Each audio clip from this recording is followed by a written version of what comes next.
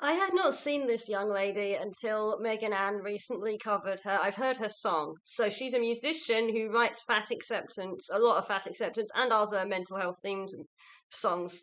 And she had a very hot take on Manjaro that Megan Ann covered. And I want to talk about that video and a different video because she's quite an interesting character in the fatosphere, fat acceptance, hate, health at every size. What do we call it? Cinematic universe.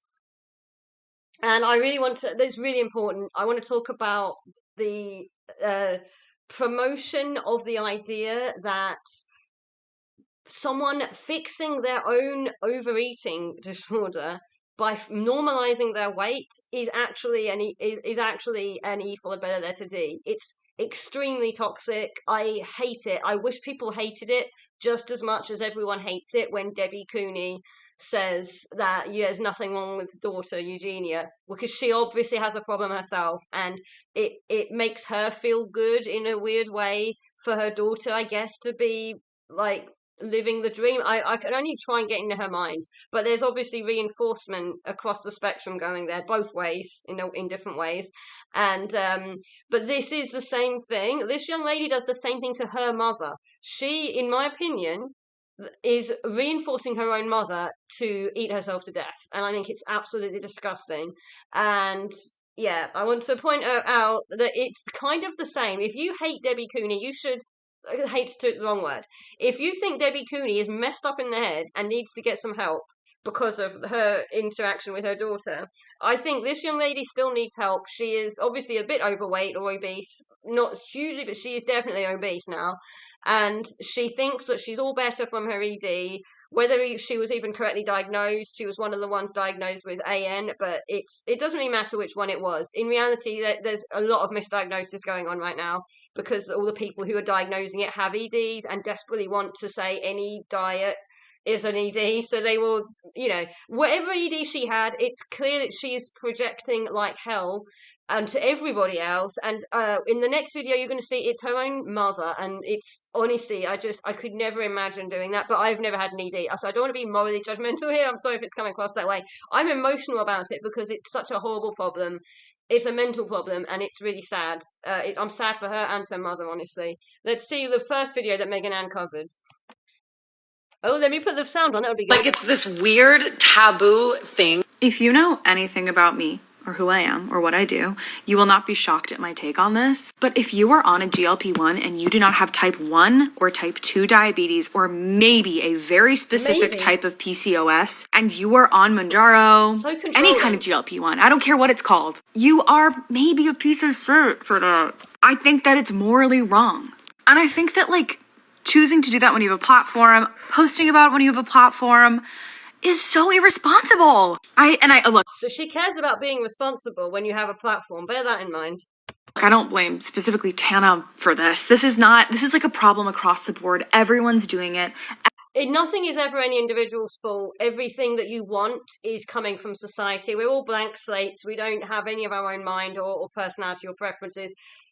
Yeah, I've heard it all before. It seems to be, I think it's part of the ED mindset myself. There is a little bit of that in general society, unfortunately, of wanting to not believe that you are your own person and wanting to believe that your parents shape you, which is really weird to me. I want to believe that I came into the world fully formed. Like, that's my bias if I have a bias. Like, I don't like the idea. My behavior is shaped by my culture, but not who I am, not what I like. Like, I will bend myself into a pretzel behaviorally to get by because this world is big and tough and scary, right? But I will not, but nothing's changing who I am, what I like, my morality. Like, that is not shaped by my culture. I believe if you put me in any culture, I would believe all the same, like, morals. I would have the same likes and dislikes, roughly the same sense of humor. Maybe that's a little bit more cultural, but certainly, like, yeah, like, what I want to look like, no one's telling me what I want to look like. I know what I want to look like. I've got my own brain. But these people want to believe that everyone is a sheep. It's really damn weird, in my opinion. Everyone is smaller. But it just disappoints me that instead of unpacking our relationship... What part of the United States are you living in where everyone's getting slim? Even I don't know. I mean, I know some people are getting slim, but just as fast as some people are getting slimmer, others are getting fatter. So it all tends to, the obesity crisis has slowed down. So the overall rate of gain isn't going up endlessly, and lots of people are losing weight, but just as many people are gaining weight. thanks to messages like yours, basically telling people that if they even try to not gain weight, then they are like hateful and stuff. It's really gross. Relationship to food. We're just like, nah, I'll just go in and not eat for the week. I'll just take a medication. That's not what Mounjaro does. If you're using it correctly and it's not having unfortunate side effects, it's not supposed to do that. If you don't want to eat at all for a week, you're supposed to like tell your doctor that, and they will take you off it or lower the dose. That makes it so I cannot eat. I can't believe And that. by the way, I am not. This is not me. I'm not even taking a stance on Mounjaro itself or any of them. I'm not even taking a stance on should you as an individual. That's not what this is about. I've never used one. I don't think I wouldn't have been qualified. I wouldn't have been eligible when I lost weight. I don't think I would have met because I don't know. They keep changing in my country. The eligibility criteria keep going down, but I hadn't even heard. I don't even think I'd heard of it in 2023. To be honest, I don't think I'd even heard of any of these drugs. Maybe I had, but I don't remember. But I did it myself, right? So I'm not. But I'm also not. I don't. I don't really. I'm not getting in other people's business. How you wanna? If you want help suppressing your appetite and you've looked at the risks and benefits, I don't have a firm opinion on it. I've not dug deeply into it enough to have a firm opinion on is it a good thing that these are being prescribed as they are. I haven't put my time and effort into that. So do you know what I do when I haven't done loads of research into something? I do this novel thing called not coming out with a big solid opinion and telling everyone that do you know what I mean? Like if I haven't, I will have strong opinions when I've done my research and I've thought about it, in public at least. In private I might casually give opinions that are off the cuff, but I'm not going out in a public space and on high stakes issues like people's health. If I haven't done my research, I'm not coming out here and telling everyone in a big public way, you know, even though I get like what 5 views, you know, like you never know when a video might blow up. So I'm always conscious. I don't know yet. At some point in the future, someone, even if it's one person, might watch my video and take it to heart and follow and do what I say. So I'm very cautious, always conscious of make sure I'm correct before I speak as best as I ever possibly can do that.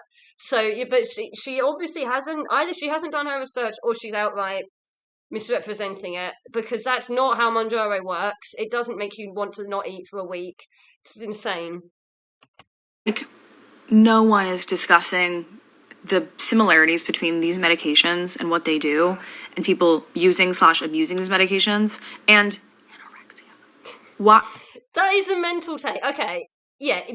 The AB, she said AB and then using them. Okay, yeah. Like someone with AN might actually do that, but that's because they already had the condition. Like at least mentally, they already were in that mindset, or they had only an E followed by the letter D. Certainly, I know there are people who are underweight who are who are trying to access them, but with dodging, going online and lying and stuff to get them, whatever. But like the idea that she is just saying in general, the usage of them at all, she is including as you haven't, just for wanting to not be overweight and obese, which is a medical. The correlation to me is like 1-to-1. So to promote these medications, to me, I think that the correlation is 1-to-1. I don't know how to interpret that other than if you are doing one, you have this. Can you imagine saying that everyone who takes any of these appetite suppressant dosages of the GLP-1 medications, that definitely means that you have AN? It makes me seriously question her diagnosis of AN, to be honest. I mean, because they are handing out that diagnosis like actual confetti in some of the clinics. Some of them are good clinics, but some of them are full of people with EDs they haven't resolved, who desperately want everyone who's on a diet to be diagnosed with AN. Anyone who's ever tried to lose weight, they want to call it AN. And I'm not pulling that out of my behind. I've seen so many comments and interviews of people who've been diagnosed with AN when they were super morbidly obese and not even losing weight, but they still managed to diagnose. Do you know what I mean? These clinics are misdiagnosing people quite rampantly. And I know atypical AN is in the diagnostic manual, and I could have a whole video on that whole issue, actually. So I'm just going to set that aside for now. I might make a whole think there's a lot of misdiagnosis going on. And the fact that she thinks that, I mean, it could be either way though. It could be that she was correctly diagnosed when they said she had the reductive one. That could be what she had for real, like by anyone's definition, by the traditional definition before they came up with atypical. That could be that could have been, and that she is just so hard projecting, that she is just so desperately trying to like stamp out anyone losing weight because it triggers her own mental problems with it. That's possible. It's also possible that she had a different ED, and that the reason she's doing this is because she was misdiagnosed with AN, and therefore because like she's using the criteria they use, the weird criteria of, oh, you don't like your body and you're on a diet, and I think you're losing weight too quickly, in my opinion. Like, you know, like that's the kind of how easy it is to get diagnosed with AN right now, even if you've never even been healthy weight, let alone got to underweight. Like, so it makes me wonder, is that the reason that she could have been misdiagnosed, and that's why she's projecting that everyone has it because she was diagnosed when she didn't really have it either? Or is it because she actually did have it and she's just like, in her mind, she can't separate what she was doing from other people on a calorie deficit? Like, she just thinks, well, when I was on a calorie deficit. And that is my final say, and that's all. To say that I'm on Manjaro.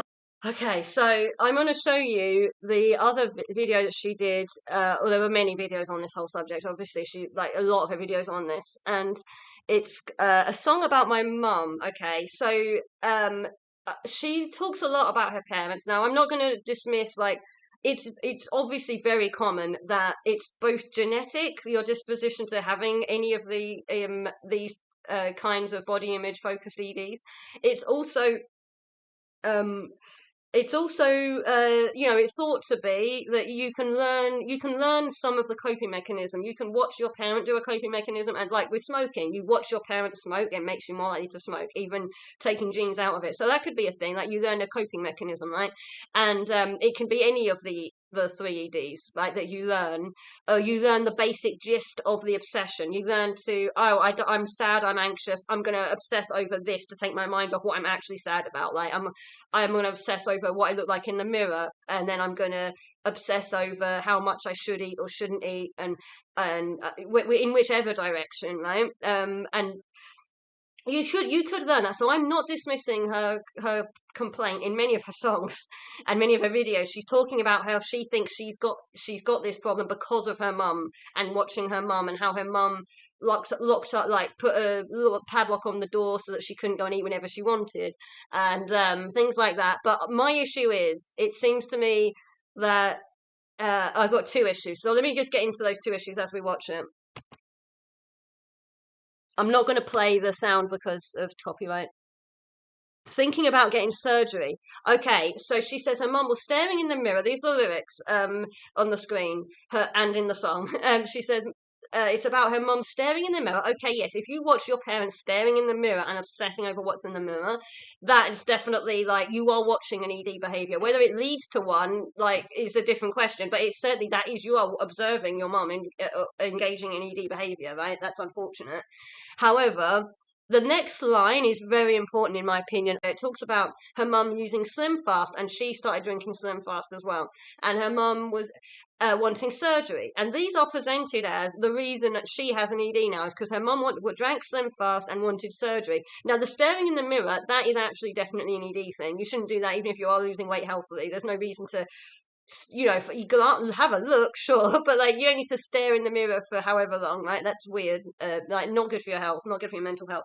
But the going on Slim Fast, you could argue it's not actually healthy. That's a different discussion. But it doesn't mean you have a mental illness. If you are growing, you know, going back 15 whatever years, people didn't think it was unhealthy. Like, whether it is or not now, I don't know. I haven't looked into it. Right? I know some people say it's really bad for you, but whatever it is, people are not necessarily having a mental illness just because they try this thing to lose weight. Because a lot of the time it's ignorance. Like with me, they would probably diagnose me with atypical AN, honestly, because when I gained weight really fast, I then lost it really fast.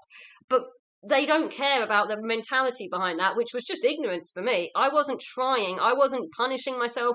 I wasn't trying to harm my health. Very much the opposite. I was like in a rush to fix my health.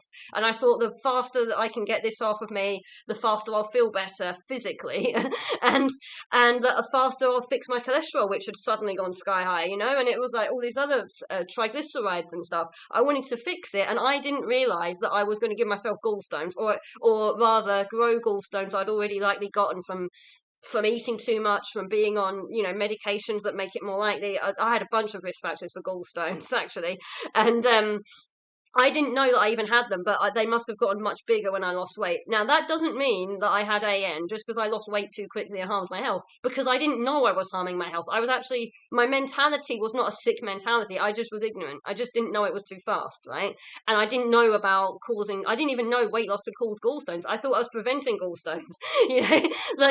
But they would say even I have it. And I think it's really relevant that her mum was thinking of getting weight loss surgery, because no one who is underweight or even healthy weight, if you say you have AN and you actually do hallucinate fat on your body, right, and you think you're fatter than you are. I've watched documentaries on AN since I was young, because there were loads of them when I was growing up, and it became a special interest along with all mental health when I was very young. And so I've know a lot about AN just from documentaries, and I studied psychology, they covered it there. And I know that no one ever actually thinks that a doctor is going to say you are so obese you qualify for weight loss surgery, because everyone knows, like, you never see someone get weight loss surgery unless they're quite big. Like, you have to be, I even looked it up just to check what the actual thresholds are, and so you have to be at least morbidly obese, BMI 35 with complications, or BMI 40 plus without necessarily complications yet. That's how you qualify for any kind of weight loss surgery. And so you could, if you were like a little bit below those things, if you were not quite meeting those criteria, you could, be looking into it and thinking, I wonder if I meet the criteria, and then you find out you don't. But you would still have to be at least, bordering on class 1, surely. You're not thinking of weight loss surgery if you are actually a healthy weight, or if you're actually underweight. Therefore, her mum was not trying to get to an unhealthy weight. If she was considering weight loss surgery and actually thought it was realistic that she might be given it, that to my mind pretty much proves, or 99% chance, that she was overweight, obese to some degree or other. She was not just losing vanity weight, right? Therefore, the being on the slim fast, trying to lose weight, in and of itself was not a problem. Maybe the way she went around it, because it does sound like this family's got a lot of problems, and the mum probably does have some kind of ED, probably, yes. But certainly, the actual, like, going on slim fast is not inherently a mental problem. Even if it's not good for you physically, it can just be done it could be done out of ignorance and just trying your best, right, to get healthy. And yet she is pathologizing her mum for just wanting to lose weight. And if you're thinking of weight loss surgery, you probably are thinking that you need to that you're in danger of eating yourself to death, or that you're going to die very, too young, or somewhat too young, and that you're impairing your ability to be a good parent, perhaps. Like, I would think that if you're thinking of getting weight loss surgery, even if you do also have an ED where you're obsessed over the image side of it, which it sounds like staring in a mirror, she probably did, even then, she's also wanting to stay around for you. She's wanting to be alive and watch you grow up. She's wanting to help her own health. She doesn't want to pass away and be sick.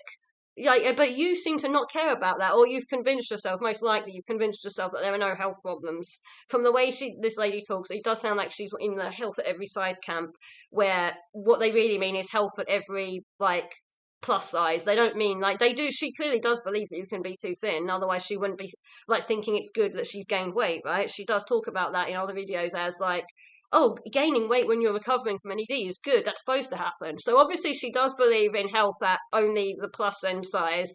She doesn't believe there's a healthy middle. Just the bigger you are, the better, I guess. or so. But she's in that camp, and so for her, she's she's guilt tripping her mum in a public song about wanting to not be at least morbidly obese. That's really, really toxic.